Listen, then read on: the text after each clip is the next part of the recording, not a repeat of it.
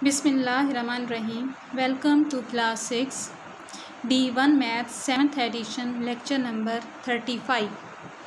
Our topic is simplification of rational numbers. Dear students, simplification of rational numbers की simplification आप लोगों के साथ ऑलरेडी हम डिस्कस कर चुके हैं. रैशनल नंबर्स वैसे आप लोगों को डिफ़ाइन करवाती जाऊँ कि रैशनल नंबर्स फ्रैक्शंस की फॉर्म में होते हैं, यानी p डिवाइडेड बाय q की फॉर्म में. जो नंबर एक ऐसा नंबर जो फ्रैक्शन फॉर्म में होता है, मीन कि एक ऊपर वाले नंबर को हम न्यूमरेटर और नीचे वाले नंबर को डिनोमिनेटर का नाम देते हैं, उनको हम कहते हैं रैशनल नंबर्स की फॉर्म उसमें है. किसी भी नंबर्स की या इंटीजर्स की या रैशनल नंबर्स की या इन सब की सिंप्लीफिकेशन में मैंने आप लोगों को पहले भी रूल्स बताए हुए हैं कि सबसे पहले हम पावर्स को सॉल्व करते हैं, उसके बाद नंबर हमारे पास ब्रैकेट्स का होता है और थर्ड पे हम डीमैक्स रूल अप्लाई करते हैं. आज के लिए भी हमारे पास यही चीज़ है कि हम सबसे पहले पावर को देखेंगे. अगर पावर इन्वॉल्व नहीं है तो फिर हम ब्रैकेट्स सॉल्व करेंगे, और अगर ब्रैकेट्स भी इन्वॉल्व नहीं है तो हम डीमैक्स रूल को अप्लाई करेंगे.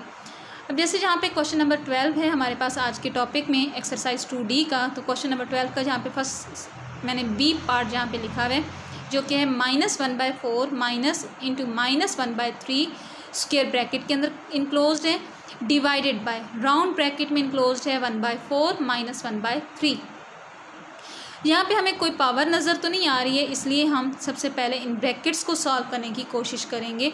तो यहाँ पे देखें, सबसे पहले जो हमारा स्टेप होता है वो है राउंड ब्रैकेट को सॉल्व करने का. तो यहाँ पे देखें, राउंड ब्रैकेट को मैंने इसमें यहाँ पे सॉल्व करने की कोशिश की है. जहाँ पे राउंड ब्रैकेट थी वो सिर्फ ये दो माइनस साइंस को आपस में मैंने मल्टीप्लाई करके राउंड ब्रैकेट को ख़त्म किया है, जबकि जहाँ पे राउंड ब्रैकेट में दो रैशनल नंबर्स जो हैं आपस में माइनस हो रहे थे, तो मैंने इनको माइनस करने के लिए डिनोमिनेटर सेम किए हैं और फिर दोनों को यहाँ पे माइनस कर दिए. 3 - 4, चूँकि 4 बड़ा नंबर है इसलिए 4 माइनस का साइन मैंने लगाया है, और दोनों को माइनस करने के बाद मेरे पास आंसर आया है 1/12. अब जब यहाँ पे राउंड ब्रैकेट ख़त्म हो चुकी है, तो अब इन दोनों को जब मैंने सिंप्लीफाई करने के लिए प्लस और माइनस साइन को सॉल्व करने के लिए इनके डिनोमिनेटर्स किए हैं, तो वो कुछ हमारे पास इसका आंसर बना है. क्योंकि जहाँ पे 4 बड़ा नंबर है और 4 के साथ प्लस साइन है, तो इसका आंसर बनेगा जनाब 1/12, यानी पॉजिटिव आंसर आया है. अब 1/12 को जब डिवाइड करेंगे -1/12 के साथ, तो आप लोगों को मैंने पहले भी डिवीज़न का मेथड बताया है कि किस तरह से हम फ्रैक्शंस को डिवाइड करते हैं. कि फर्स्ट फ्रैक्शन को मैंने एज इट इज़ लिखा है, उसके बाद डिवीज़न का साइन है, डिवीज़न के साइन को मैंने मल्टीप्लाई के साइन में चेंज किया है, और फिर जो अगला वाला फ्रैक्शन था उसको मैंने रेसिप्रोकल कर दिया. मीन पहले था ये 1/12, तो अब ये बन गया है 12/1. आपस में इनकी कटिंग की है और आपके पास आंसर आया -1. इसी तरह से नेक्स्ट यहाँ पे पार्ट मैंने सॉल्व किया है डी पार्ट में कुछ आप लोगों को इस तरह से नज़र आ रही हैं पावर्स, यानी 1/2 power of 3 minus square power of 3/4 plus into -3/4. तो सबसे पहले मैंने इन पावर्स को सॉल्व किया है. जिन नंबर्स के ऊपर पावर्स लिखी हुई हैं इसका मतलब है ये नंबर मैंने उतनी बार रिपीट करना है, उनको मल्टीप्लाई करना है. जहाँ पे 1/2 के ऊपर पावर 3 लिखी हुई है, तो इसलिए मैंने 1/2 को 3 टाइम मल्टीप्लाई किया.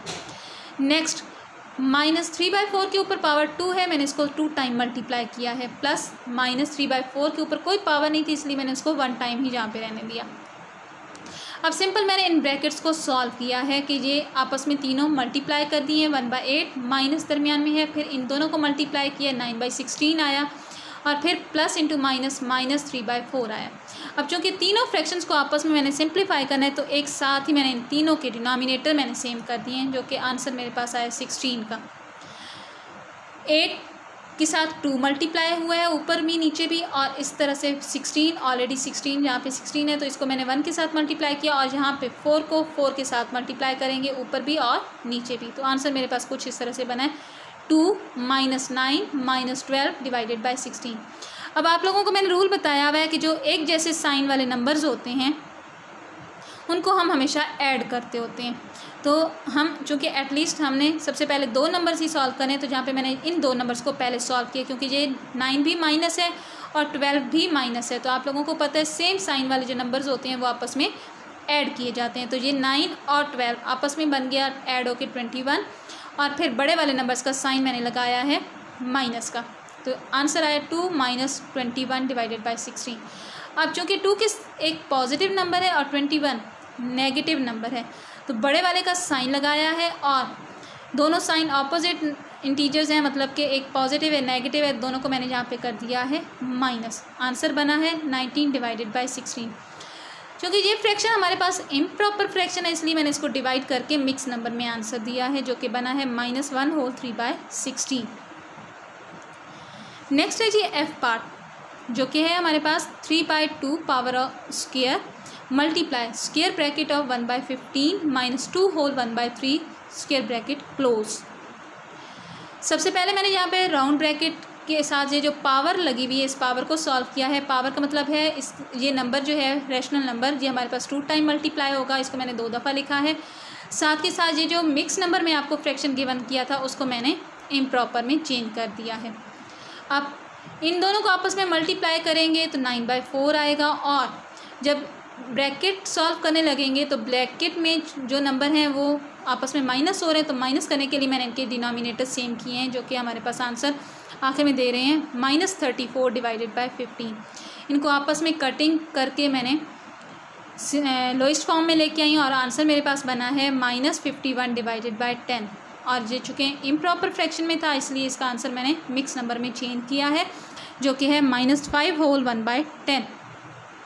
डियर स्टूडेंट्स, इनके रिमेनिंग पार्ट्स जो हैं ये आप लोगों को खुद सॉल्व करने हैं।